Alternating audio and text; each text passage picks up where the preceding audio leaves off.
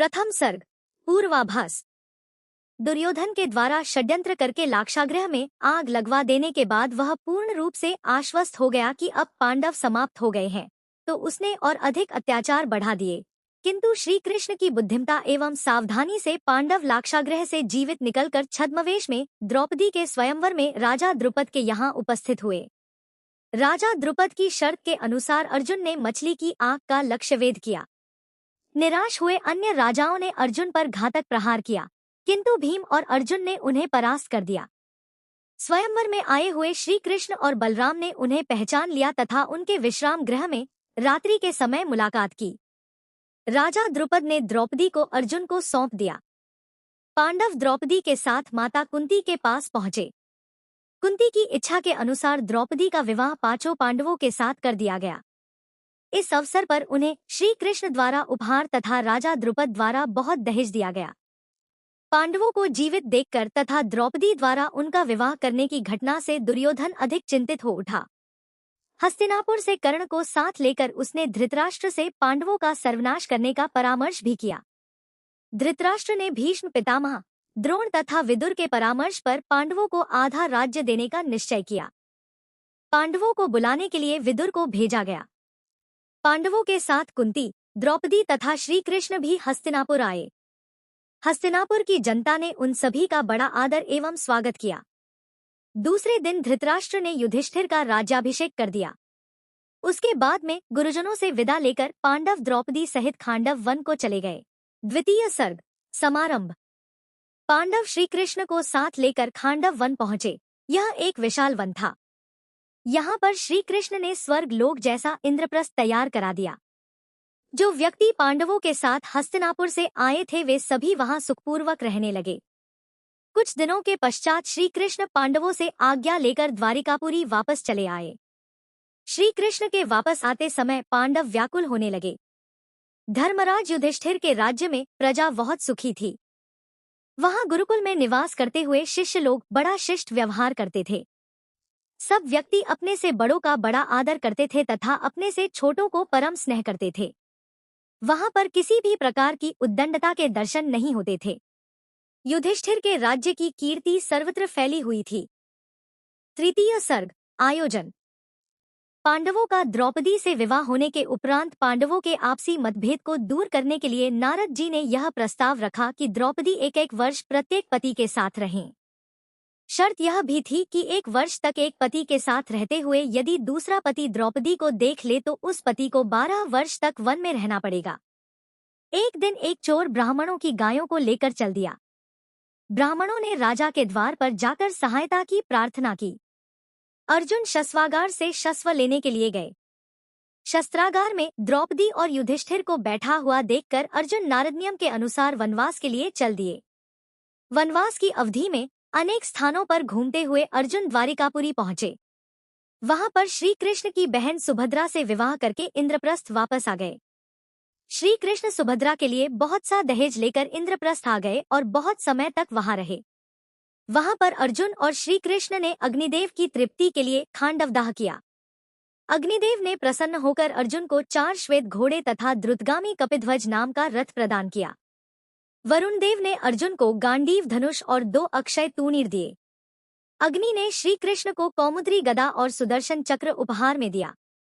मैदानव ने अग्नि की लपटों से व्याकुल होकर जीवन रक्षा की मांग की। अर्जुन ने उसे अभयदान देकर बचा लिया। मैदानव ने प्रसन्न होकर धर्मराज युधिष्ठिर के लिए अलौकिक सभा भवन तैयार किया। उसने अर्जुन को शंख तथा भीम को भारी गदा प्रदान की। एक दिन प्रातःकाल पांडवों के पास नारद जी आए तथा युधिष्ठिर से पांडु का यह संदेश कहा कि वह राजसूय यज्ञ करें, जिससे कि मैं पांडु इंद्रलोक में निवास कर सकूं। युधिष्ठिर ने नारद जी द्वारा संदेश भेजकर श्री कृष्ण को बुला लिया तथा राजसूय यज्ञ करने के लिए परामर्श लिया। श्री कृष्ण ने कहा कि आप सम्राट हुए बिना राजसूय यज्ञ नहीं कर सकते। सम्राट बनने के लिए आपको जरासंध का वध करना होगा। अतः सर्वप्रथम जरासंध का वध किया जाना चाहिए। जरासंध ने रुद्रयज्ञ में बलि देने के लिए 2000 राजाओं को कैद कर रखा है। मैं उन राजाओं को छुड़ाने का आश्वासन देकर आया हूँ। युधिष्ठिर से आज्ञा लेकर भीम अर्जुन को साथ लेकर श्री कृष्ण जरासंध के पास पहुंचे। जरासंध ने भीम से मल्लयुद्ध करने का निश्चय किया। लगातार 13 दिनों तक युद्ध होता रहा। भीम ने जरासंध को थका हुआ जानकर उसकी टांगे पकड़कर उठा लिया और जमीन पर पटक दिया। श्री कृष्ण से संकेत प्राप्त करके भीम ने जरासंध की टांगे चीर कर विपरीत दिशा में फेंक दी। जरासंध का क्रियाकर्म करके उसके पुत्र सहदेव का राज्याभिषेक किया। कैद से मुक्त हुए राजाओं तथा सहदेव ने युधिष्ठिर की अधीनता स्वीकार की। कुछ दिन तक वहां रहकर श्री कृष्ण ने युधिष्ठिर से विदा ली। इसके उपरांत युधिष्ठिर ने अपने चारों भाई अर्जुन, भीम, नकुल तथा सहदेव को दिग्विजय के लिए भेजा। संपूर्ण भारत युधिष्ठिर की छत्रछाया में एक हो गया। युधिष्ठिर ने राजसूय यज्ञ के लिए सभी राजाओं को आमंत्रित किया। अर्जुन श्री कृष्ण को इस यज्ञ में लाने के लिए द्वारिकापुरी गए। चतुर्थ सर्ग। प्रस्थान। बोले पार्थ अकेले में जा केशव हाथ तुम्हारे लाज। भव सागर से पार उतारो पांडव कुल के तुम्ही जहाज। द्वारिकापुरी में अर्जुन निमंत्रण लेकर पहुंचे तो उन्होंने श्री कृष्ण से एकांत में कहा कि अब पांडव कुल की लाज आपके ही हाथ में है। श्री कृष्ण ने अर्जुन को विदा कर बलराम और उद्धव से कहा कि राजसूय यज्ञ में सभी राजा आमंत्रित हैं, अतः कोई भी असाधारण घटना हो सकती है, अतः उन्हें सेना सहित चलना चाहिए। श्री कृष्ण सेना साथ लेकर इंद्रप्रस्थ जा पहुंचे। युधिष्ठिर ने सूचना पाकर उनका स्वागत किया। श्री कृष्ण का सत्कार देखकर शिशुपाल और रुक्मी को ईर्ष्या होने लगी।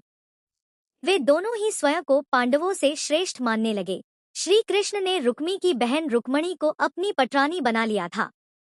रुक्मणी का विवाह शिशुपाल से होने वाला था, अतः दोनों ही श्री कृष्ण से ईर्ष्या रखते थे। पंचम सर्ग। राजसूय यज्ञ। राजसूय यज्ञ की सुव्यवस्था के लिए विभिन्न व्यक्तियों में कार्य विभाजन कर दिया गया। सब राजा आसनों पर बैठने लगे। श्री कृष्ण ने ब्राह्मणों के चरण धोए। सबसे पहले पूजन के लिए जब सहदेव ने श्री कृष्ण का नाम पुकारा तथा श्री कृष्ण सभासदों के बीच आए तो सभी राजा आसनों से उठकर खड़े हो गए, केवल शिशुपाल ही बैठा रहा। अग्र पूजा के लिए श्री कृष्ण को ही सबसे श्रेष्ठ बताया गया था। भीम ने सहदेव को आज्ञा दी कि सबसे पहले श्री कृष्ण को और फिर अन्य पूज्य राजाओं को अर्घ्य दो। सभी राजाओं ने इसका समर्थन किया, किंतु शिशुपाल ने इसका विरोध किया। शिशुपाल ने इस प्रकार जब श्री कृष्ण की निंदा की तो भीम उठकर खड़े हो गए। श्री कृष्ण की प्रशंसा और अग्रपूजा के लिए नाम प्रस्तावित किए जाने की बात शिशुपाल सहन नहीं कर सका और श्री कृष्ण पर प्रहार करने के लिए दौड़ पड़ा, किंतु श्री कृष्ण प्रसन्न मुद्रा में बैठे रहे। वह जिधर भी प्रहार करने के लिए दौड़ता उसी दिशा में श्री कृष्ण का हंसता हुआ मुख दिखाई देता। अंततः शिशुपाल हाफ गया। श्री कृष्ण ने शांत भाव से कहा कि तू मेरा फुफेरा भाई है, अतः अब तक के सारे दुर्व्यवहार को मैंने माफ कर दिया। अब ऐसा न हो कि तुझे दंड देना पड़ जाए। शिशुपाल फिर भी श्री कृष्ण की निंदा करता रहा। तब श्री कृष्ण ने अपने सुदर्शन चक्र से शिशुपाल के सिर को काट दिया। धर्मराज युधिष्ठिर ने आदरपूर्वक उसका अंतिम संस्कार किया तथा उसके पुत्र का राज्याभिषेक किया। षष्ठ सर्ग। उपसंहार। शिशुपाल की मृत्यु के बाद भी राजसूय यज्ञ विधिवत रूप से चलता रहा। व्यास तथा धौम्य आदि 16 ऋषियों ने बड़े ही विधि विधान से यज्ञ संपन्न कराया। युधिष्ठिर ने दान दक्षिणा देकर सभी ऋषियों का सत्कार किया और सभी राजाओं को आदर सत्कार के साथ संतुष्ट किया। उन्होंने बलराम तथा श्री कृष्ण को धन्यवाद दिया। व्यास आदि ऋषियों ने युधिष्ठिर को अपना आशीर्वाद प्रदान किया। इस प्रकार से अग्रपूजा खंडकाव्य की कथा पूर्ण होती है।